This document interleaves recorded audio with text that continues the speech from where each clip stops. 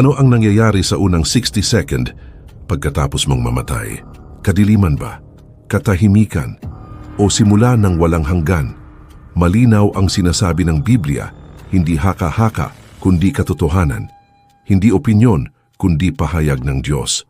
Ngayong gabi lalakbay tayo sa unang sandali batay sa kasulatan.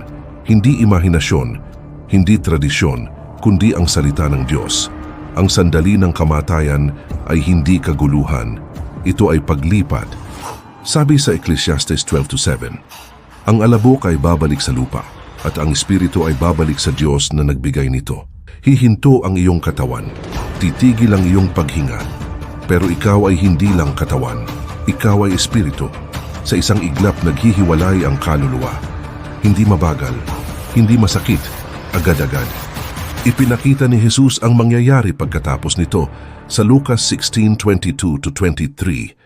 Namatay ang pulubi at dinala ng mga anghel. Namatay din ang mayaman at sa Hades, idinilat niya ang kanyang mga mata. Pansinin ito, may kamalayan sila, nakakakita, nakakaramdam, naaalala ang nakaraan.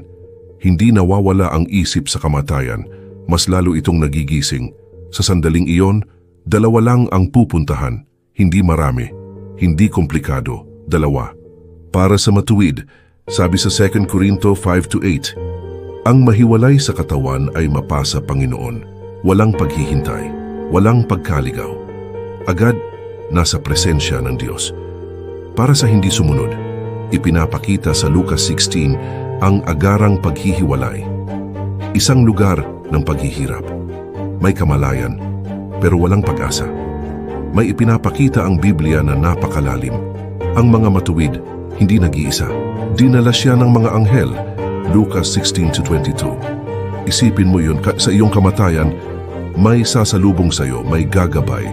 Pero sa iba, walang anghel, walang aliw, kundi bigla ang pagkaunawa. Sa loob ng isang minuto, may mangyayaring hindi na mababago. Maiintindihan mo ang lahat. Hebreo 9:27. Itinakda sa tao ang mamatay minsan, at pagkatapos nito ay paghuhukom. Walang pangalawang pagkakataon. Walang balikan, katotohanan lamang. Malinaw, ganap, walang hanggan. Para sa mga nasa Diyos, kapayapaan, hindi panandalian, kundi perpekto. Apokalipsis 21:4. Papahirin ng Diyos ang bawat luha. Wala ng kamatayan, dalamhati o sakit. Walang takot, walang pagsisisi.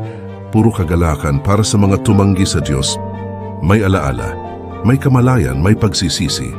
Sa Lucas 16:25, naalala ng mayaman ang kanyang buhay. Maalala mo ang lahat, bawat desisyon, bawat babalat at bawat pagkakataong binalewala mo ang katotohanan. Ang unang 60 second pagkatapos ng kamatayan ay bunga ng mga pinili mo habang buhay ka pa. 1:3-16. Ang sino mang sumampalataya sa Kanya ay magkakaroon ng buhay na walang hanggan. Hindi ito tungkol sa relihiyon. Ito ay tungkol sa relasyon sa Diyos. Pananampalataya, katotohanan. Darating ang araw na darating ang iyong 60 second. Hindi mo alam kung kailan, hindi mo mapipigilan, sigurado. At sa sandaling iyon, hindi mo na itatanong kung ano ang totoo, malalaman mo. Ang tanong ay hindi, ano ang mangyayari pagkatapos mong mamatay? Ang tunay na tanong ay, saan ka mapupunta kapag nangyari na ito?